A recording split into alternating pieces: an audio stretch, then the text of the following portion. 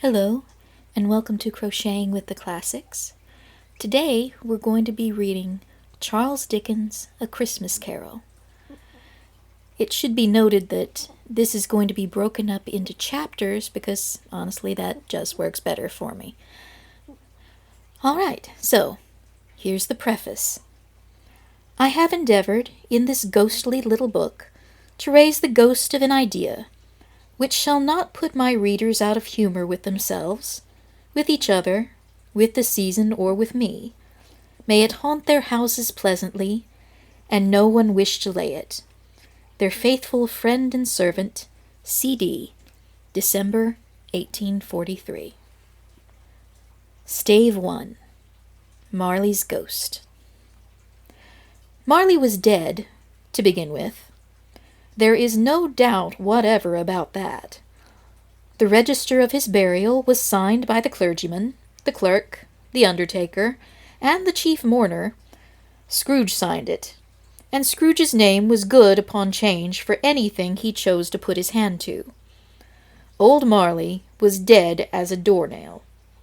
Mind, I don't mean to say that I know, of my own knowledge, what there is particularly dead about a doornail. I might have been inclined myself to regard that a coffin-nail as the deadest piece of ironmongery in the trade. But the wisdom of our ancestors is in the simile, and my unhallowed hand shall not disturb it, or the country's done for. You will, therefore, permit me to repeat, emphatically, that Marley was as dead as a doornail. Scrooge knew he was dead. Well, of course he did. How could it be otherwise? Scrooge and he were partners for I don't know how many years. Scrooge was his sole executor, his sole administrator, his sole assign, his sole residuary legatee, his sole friend, and sole mourner. And even Scrooge was not so dreadfully cut up by the sad event, but that he was an excellent man of business on the very day of the funeral, and solemnized it with an undoubted bargain. The mention of Marley's funeral brings me back to the point I started from. There is no doubt that Marley was dead. This must be distinctly understood, or nothing wonderful can come of the story I am going to relate. If we were not perfectly convinced that Hamlet's father died before the play began, there would be nothing more remarkable in his taking a stroll at midnight, in an easterly wind upon his own ramparts, than there would be in any other middle-aged gentleman rashly turning out after dark in a breezy spot. Say, St. Paul's churchyard, for instance, literally to astonish his son's weak mind. Scrooge never painted out old Marley's name. There it stood, years afterwards, above the warehouse door, Scrooge and Marley. The firm was known as Scrooge and Marley. Sometimes people new to the business called Scrooge, and sometimes Marley, but he answered to both names. It was all the same to him. Oh, but he was a tight-fisted hand at the grindstone, Scrooge. A squeezing, wrenching, grasping, scraping, clutching, covetous old sinner. Hard and sharp as flint, from which no steel had ever struck out generous fire, secret and self-contained, and solitary as an oyster. The cold within him froze his old features, nipped his pointed nose, shriveled his cheek, stiffened his gait, made his eyes red, his thin lips blue, and spoke out shrewdly in his grating voice. A frosty rime was on his head, and his eyebrows, and his wiry chin. He carried his own low temperature always about with him. He iced his coffee in the dog days, and didn't thaw it 1 degree at Christmas. External heat and cold had little influence on Scrooge. No warmth could warm, no wintry weather chill him. No wind that blew was bitterer than he. No falling snow was more intent upon its purpose. No pelting rain less open to entreaty. Foul weather didn't know where to have him. The heaviest rain and snow and hail and sleet could boast of the advantage over him in only one respect. They often came down handsomely, and Scrooge never did. Nobody ever stopped him in the street to say, with gladsome looks, "My dear Scrooge, how are you? When will you come to see me?" No beggars implored him to bestow a trifle. No children asked him what it was o'clock. No man or woman ever once in all his life inquired the way to such and such a place of Scrooge.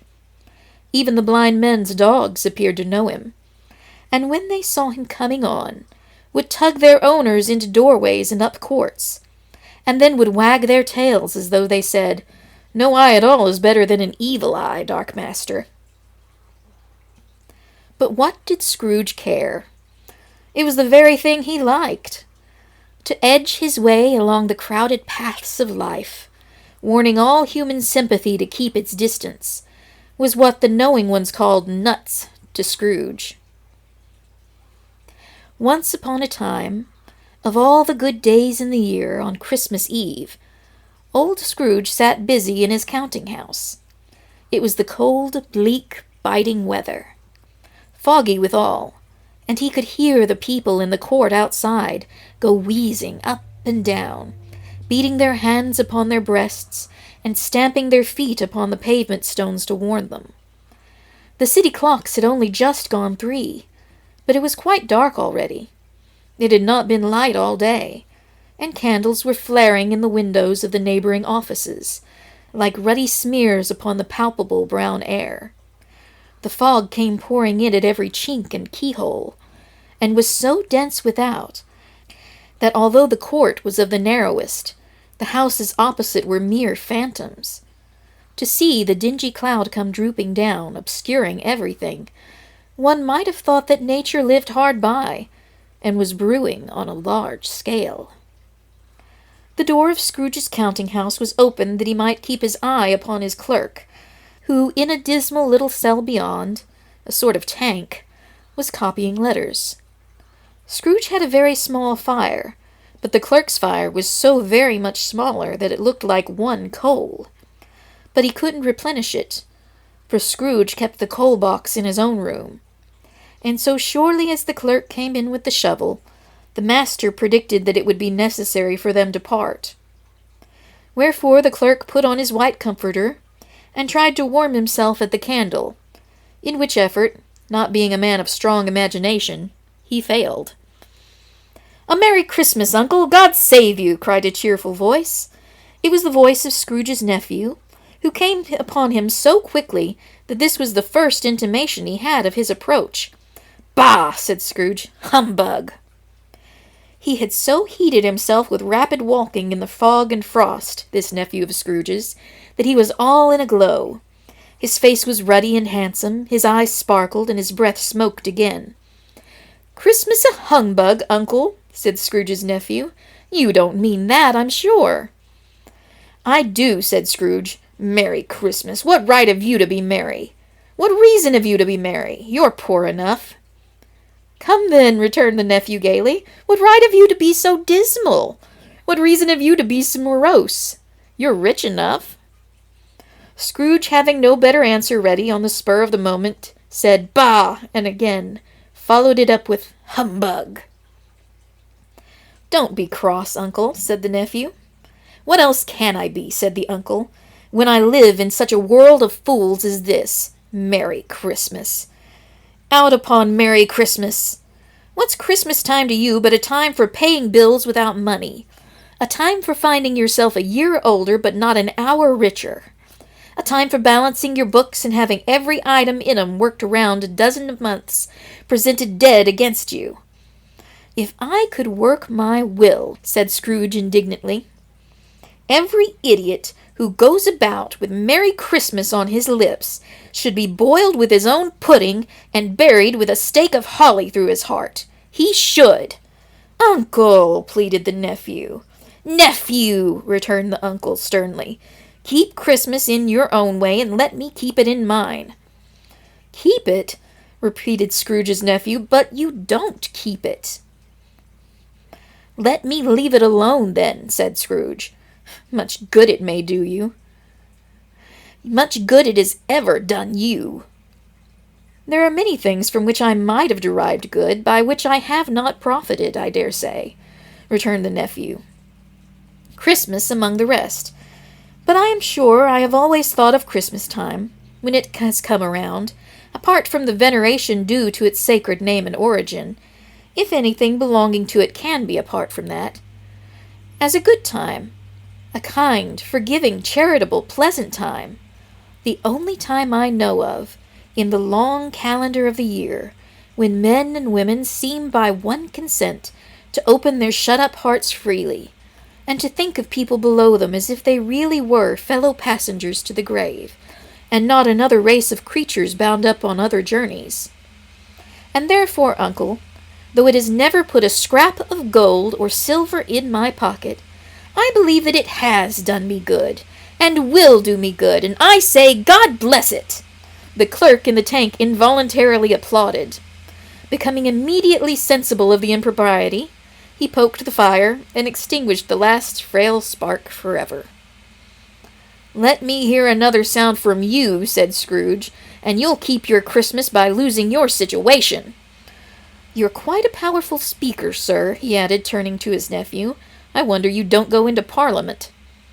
Don't be angry, uncle. Come, dine with us tomorrow. Scrooge said that he would see him. Yes, indeed he did.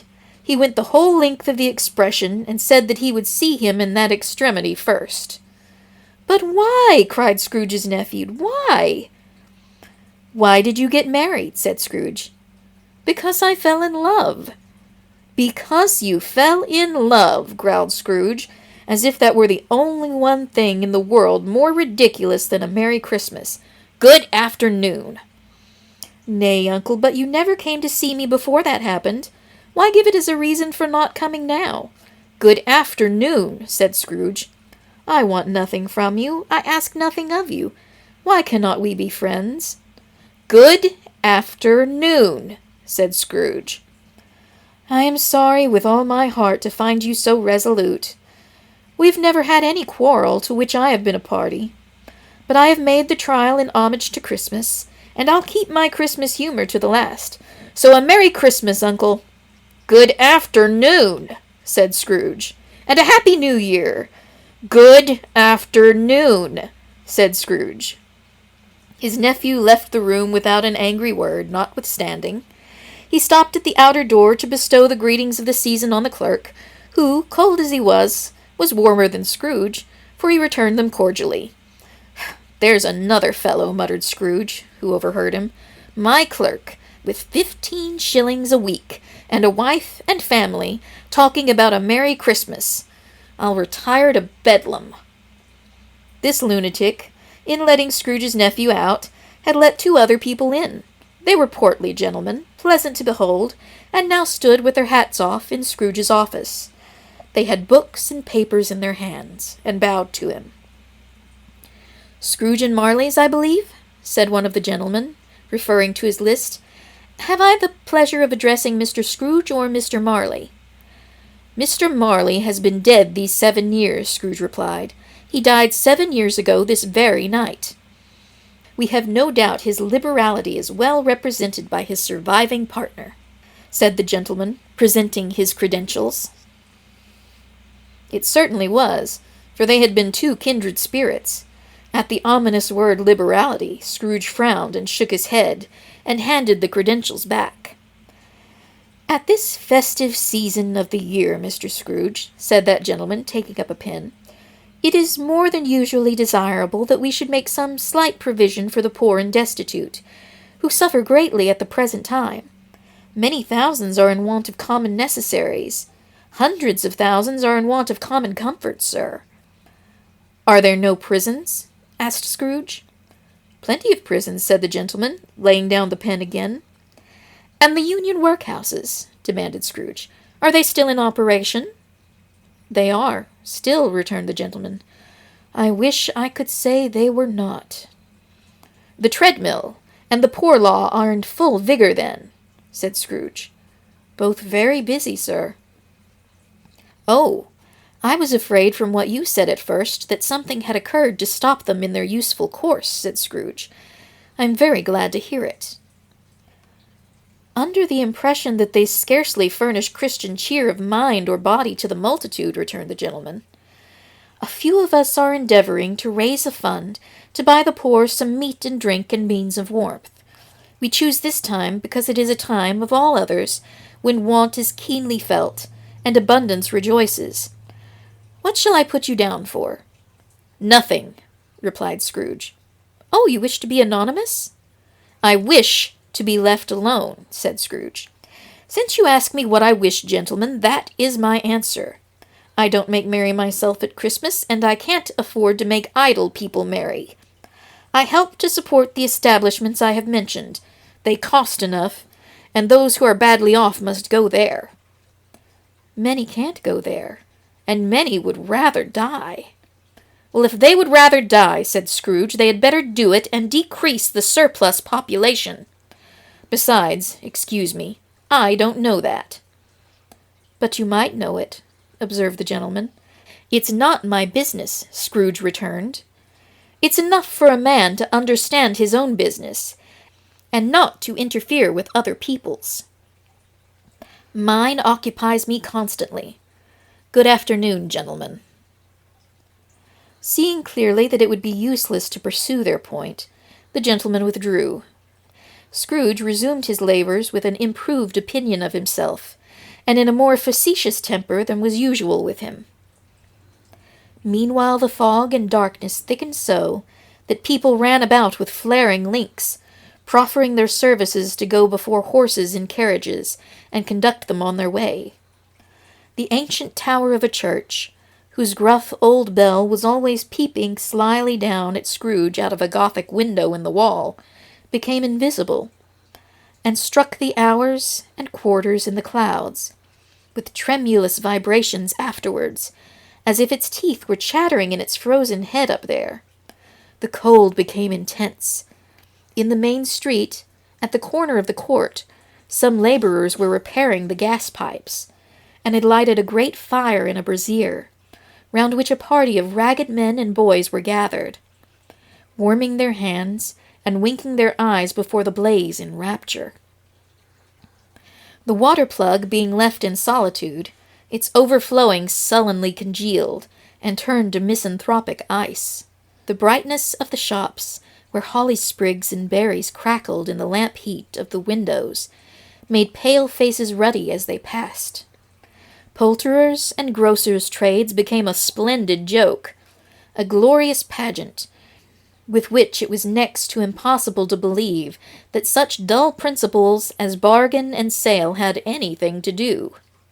The Lord Mayor, in the stronghold of the mighty mansion house, gave orders to his 50 cooks and butlers to keep Christmas as a Lord Mayor's household should, and even the little tailor, whom he had fined 5 shillings on the previous Monday for being drunk and bloodthirsty in the streets, stirred up tomorrow's pudding in his garret, while his lean wife and the baby sallied out to buy the beef.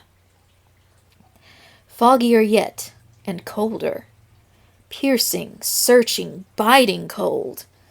If the good Saint Dunstan had but nipped the evil spirit's nose with a touch of such weather as that, instead of using his familiar weapons, then indeed he would have roared to lusty purpose. The owner of one scant young nose, gnawed and mumbled by the hungry cold as bones are gnawed by dogs, stooped down at Scrooge's keyhole to regale him with a Christmas carol, but at the first sound of "God bless you, merry gentlemen, may nothing you dismay," Scrooge seized the ruler with such energy of action that the singer fled in terror, leaving the keyhole to the fog an even more congenial frost. At length, the hour of shutting up the counting-house arrived. With an ill will, Scrooge dismounted from his stool, and tacitly admitted the fact to the expectant clerk in the tank, who instantly snuffed his candle out and put on his hat. "You'll want all day tomorrow, I suppose," said Scrooge. "If quite convenient, sir." "It's not convenient," said Scrooge, "and it's not fair. If I was to stop 1/2 for it, you'd think yourself ill-used, I'll be bound." The clerk smiled faintly, "And yet," said Scrooge, "you don't think me ill-used when I pay a day's wages for no work." The clerk observed that it was only once a year. "A poor excuse for picking a man's pocket every 25th of December," said Scrooge, buttoning his greatcoat to the chin. "But I suppose you must have the whole day. Be here all the earlier next morning." The clerk promised that he would, and Scrooge walked out with a growl. The office was closed in a twinkling, and the clerk, with the long ends of his white comforter dangling below his waist, for he boasted no greatcoat, went down a slide on Cornhill, at the end of a lane of boys, 20 times, in honor of its being Christmas Eve, and then ran home to Camden Town as hard as he could pelt, to play at Blind Man's Bluff. Scrooge took his melancholy dinner in his usual melancholy tavern, and having read all the newspapers, and beguiled the rest of the evening with his banker's books, went home to bed. He lived in the chambers which had once belonged to his deceased partner. They were a gloomy suite of rooms, in a lowering pile of building up a yard where it had so little business to be, that one could scarcely help fancying it must have run there when it was a young house, playing at hide-and-seek with the other houses, and forgotten the way out again. It was old enough now, and dreary enough, for nobody lived in it but Scrooge, the other rooms being all let out as offices. The yard was so dark that even Scrooge, who knew its every stone, was fain to grope with his hands. The fog and frost so hung about the black old gateway of the house, that it seemed as if the genius of the weather sat in mournful meditation on the threshold. Now it is a fact that there was nothing at all particular about the knocker on the door, except that it was very large. It is also a fact that Scrooge had seen it night and morning during his whole residence in the place. Also that Scrooge had as little of what is called fancy about him as any man in the city of London, even including, which is a bold word, the corporation, aldermen, and livery. Let it also be borne in mind that Scrooge had not bestowed one thought on Marley since his last mention of his 7 years dead partner that afternoon. And then, let any man explain to me, if he can, how it happened that Scrooge, having his key in the lock of the door, saw in the knocker, without its undergoing any intermediate process of change, not a knocker, but Marley's face. Marley's face. It was not in impenetrable shadow as the other objects in the yard were, but had a dismal light about it, like a bad lobster in a dark cellar. It was not angry or ferocious, but looked upon Scrooge as Marley used to look, with ghostly spectacles turned up on its ghostly forehead.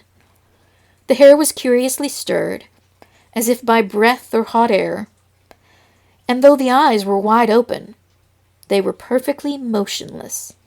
That and its livid color made it horrible. But its horror seemed to be in spite of the face and beyond its control, rather than a part of its own expression. As Scrooge looked fixedly at this phenomena, it was a knocker again. To say that he was not startled, or that his blood was not conscious of a terrible sensation to which it had been a stranger from infancy, would be untrue. But he put his hand upon the key he had relinquished, turned it sturdily, walked in, and lighted his candle. He did pause, with a moment's irresolution, before he shut the door, and he did look cautiously behind it first, as if he half expected to be terrified with the sight of Marley's pigtails sticking out into the hall. But there was nothing on the back of the door, except the screws and nuts that held the knocker on. So he said, "Pooh, pooh," and closed it with a bang. The sound resounded through the house like thunder. Every room above, and every cask in the wine merchant's cellars below, appeared to have a separate peal of echoes of its own. Scrooge was not a man to be frightened by echoes. He fastened the door, and walked across the hall and up the stairs, slowly too, trimming his candle as he went. You may talk vaguely about driving a coach and six up a good old flight of stairs, or through a bad young Act of Parliament, but I mean to say you might have got a hearse up that staircase, and taken it broadwise, with the splinter bar toward the wall and the door toward the balustrades, and done it easily. There was plenty of width for that, and room to spare, which is perhaps the reason why Scrooge thought he saw a locomotive hearse going on before him in the gloom. Half a dozen gas lamps out of the street wouldn't have lighted up the entry too well, so you may suppose that it was pretty dark with Scrooge's dip. Up Scrooge went, not caring a button for that. Darkness is cheap, and Scrooge liked it. But before he shut his heavy door, he walked through his rooms to see that all was right. He had just enough recollection of the face to desire to do that. Sitting room, bedroom, lumber room, all as they should be. Nobody under the table, nobody under the sofa, a small fire in the grate, spoon and basin ready, and a little saucepan of gruel. Scrooge had a cold in his head, upon the hob. Nobody under the bed, nobody in the closet, nobody in his dressing gown, which was hanging up in a suspicious attitude against the wall. Lumber room as usual, old fire guard, old shoes, 2 fish baskets, washing stand on 3 legs, and a poker. Quite satisfied, he closed the door, and locked himself in, double-locked himself in, which was not his custom. Thus secured against surprise, he took off his cravat, put on his dressing gown and slippers and his nightcap, and sat down before the fire to take his gruel. It was a very low fire indeed. Nothing on such a bitter night. He was obliged to sit close to it and brood over it, before he could extract the least sensation of warmth from such a handful of fuel. The fireplace was an old one, built by some Dutch merchant long ago, and paved all around with quaint Dutch tiles, designed to illustrate the Scriptures. There were Cains and Abels, Pharaoh's daughters, queens of Sheba, angelic messengers descending through the air on clouds of feather-like beds, Abrahams, Belshazzars, apostles putting off to sea in butter-boats, hundreds of figures to attract his thoughts, and yet that face of Marley, 7 years dead, came like the ancient prophet's rod, and swallowed up the whole. If each smooth tile had been a blank at first, with power to shape some picture on its surface from the disjointed fragments of his thoughts, there would have been a copy of old Marley's head on every one. "Humbug," said Scrooge, and walked across the room. After several turns he sat down again. As he threw his head back in the chair, his glance happened to rest upon a bell, a disused bell that hung in the room and communicated for some purpose now forgotten with a chamber in the highest story of the building. It was with great astonishment, and with a strange, inexplicable dread, that as he looked, he saw this bell begin to swing. It swung so softly in its outset that it scarcely made a sound, but soon it rang out loudly, and so did every bell in the house. This might have lasted half a minute, or a minute, but it seemed an hour. The bells ceased as they had begun, together. They were succeeded by a clanking noise, deep down below, as if some person were dragging a heavy chain over the casks in the wine merchant's cellar. Scrooge then remembered to have heard that ghosts in haunted houses were described as dragging chains. The cellar door flew open with a booming sound, and then he heard the noise much louder on the floors below, then coming up the stairs, then coming straight towards his door. "It's humbug still," said Scrooge. "I won't believe it." His color changed, though, when, without a pause, it came on through the heavy door, and passed into the room before his eyes. Upon its coming in, the dying flame leaped up as though it cried, "I know him! It's Marley's ghost!" and fell again. The same face, the very same, Marley in his pigtail, usual waistcoat, tights and boots, the tassels on the latter bristling like his pigtail, and his coat skirts, and the hair upon his head. The chain he drew was clasped about his middle. It was long, and wound about him like a tail, and it was made, for Scrooge observed it closely, of cash-boxes, keys, paddocks, ledgers, deeds, and heavy purses wrought in steel. His body was transparent, so that Scrooge, observing him, and looking through his waistcoat, could see the 2 buttons on his coat behind. Scrooge had often heard it said that Marley had no bowels, but he had never believed it until now. No, nor did he believe it even now, though he looked the phantom through and saw it standing before him, though he felt the chilling influence of its death-cold eyes, and marked the very texture of the folded kerchief bound about its head and chin, which wrapper he had not observed before. He was still incredulous, and fought against his senses. "How now?" said Scrooge, caustic and cold as ever.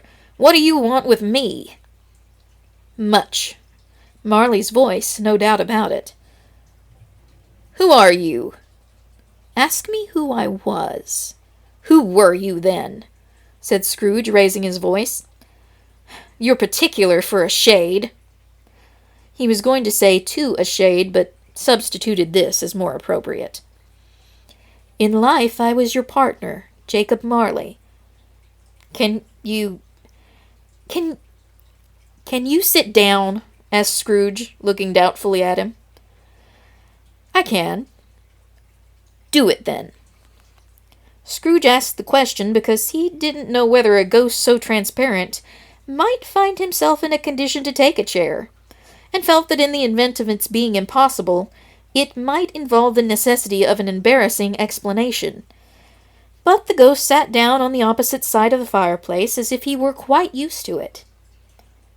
"You don't believe in me," observed the ghost. "I don't," said Scrooge. "What evidence would you have of my reality beyond that of your senses?" "I don't know," said Scrooge. "Why do you doubt your senses?" "Because," said Scrooge, "a little thing affects them. A slight disorder of the stomach makes them cheats. You may be an undigested bit of beef, a blob of mustard, a crumb of cheese, a fragment of an underdone potato. There's more of gravy than of grave about you, whatever you are." Scrooge was not much in the habit of cracking jokes, nor did he feel, in his heart, by any means waggish then. The truth is that he tried to be smart as a means of distracting his own attention, and keeping down his terror, for the spectre's voice disturbed the very marrow in his bones. To sit, staring at those fixed, glazed eyes in silence for a moment would play, Scrooge felt, the very deuce with him. There was something very awful, too, in the spectre's being provided with an infernal atmosphere of its own. Scrooge could not feel it himself, but this was clearly the case. For though the ghost sat perfectly motionless, its hair and skirts and tassels were still agitated as by the hot vapor from an oven. "You see this toothpick?" said Scrooge, returning quickly to the charge, for the reason just assigned, and wishing, though it were only for a second, to divert the vision's stony gaze from himself. "I do," replied the ghost. "You are not looking at it," said Scrooge. "But I see it," said the ghost, notwithstanding. "Well," returned Scrooge, "I have but to swallow this, and be for the rest of my days persecuted by a legion of goblins, all of my own creation. Humbug, I tell you, humbug!" At this the spirit raised a frightful cry, and shook its chain with such a dismal and appalling noise that Scrooge held on tight to his chair, to save himself from falling in a swoon. But how much greater was his horror, when the phantom, taking off the bandage round its head, as if it were too warm to wear indoors, its lower jaw dropped down upon its breast. Scrooge fell upon his knees and clasped his hands before his face. "Mercy!" he said. "Dreadful apparition, why do you trouble me?" "Man of the worldly mind," replied the ghost, "do you believe in me or not?" "I do," said Scrooge. "I must. But why do spirits walk the earth, and why do they come to me?" "It is required of every man," the ghost returned, "that the spirit within him should walk abroad among his fellow men, and travel far and wide. And if that spirit goes not forth in life, it is condemned to do so after death. It is doomed to wander through the world. Oh, woe is me, and witness what it cannot share, but might have shared on earth and turned to happiness." Again the spectre raised a cry and shook its chain and wrung its shadowy hands. "You are fettered," said Scrooge, trembling. "Tell me why." "I wear the chain I forged in life," replied the ghost. "I made it link by link, and yard by yard. I girded it of my own free will, and of my own free will I wore it. Is its pattern strange to you?" Scrooge trembled more and more. "Or would you know," pursued the ghost, "the weight and length of the strong coil you bear yourself? It was full as heavy and as long as this, 7 Christmas Eves ago. You have labored on it since. It is a ponderous chain." Scrooge glanced about him on the floor, in the expectation of finding himself surrounded by some 50 or 60 fathoms of iron cable, but he could see nothing. "Jacob," he said imploringly. "Old Jacob Marley, tell me more. Speak comfort to me, Jacob." "I have none to give," the ghost replied. "It comes from other regions, Ebenezer Scrooge, and it is conveyed by other ministers to other kinds of men. Nor can I tell you what I would. A very little more is all permitted to me. I cannot rest. I cannot stay. I cannot linger anywhere. My spirit never walked beyond our counting-house. Mark me! In life my spirit never roved beyond the narrow limits of our money-changing hole, and weary journeys lie before me." It was a habit with Scrooge, whenever he became thoughtful, to put his hands in his breeches pockets. Pondering on what the ghost had said, he did so now, but without lifting up his eyes or getting off his knees. "You must have been very slow about it, Jacob," Scrooge observed in a businesslike manner, though with humility and deference. "Slow!" the ghost repeated. 7 years dead," mused Scrooge, "and travelling all the time." "The whole time," said the ghost. "No rest, no peace, incessant torture of remorse." "You travel fast?" said Scrooge. "On the wings of the wind," replied the ghost. "You might have got over a great quantity of ground in 7 years," said Scrooge. The ghost, on hearing this, set up another cry and clanked its chain so hideously in the dead silence of the night that the ward would have been justified in indicting it for a nuisance. "Oh, captive, bound and double-ironed," cried the phantom, "not to know that ages of incessant labor by immortal creatures, for this earth must pass into eternity before the good of which it is acceptable is all developed. Not to know that any Christian spirit working kindly in its little sphere, whatever it may be, will find its mortal life too short for its vast means of usefulness. Not to know that no space of regret can make amends for one's life's opportunities misused. Yet such was I, oh, such was I!"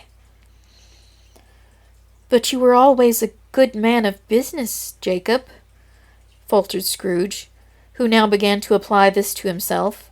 "Business!" cried the ghost, wringing its hands again. "Mankind was my business. The common welfare was my business. Charity, mercy, forbearance, and benevolence were all my business.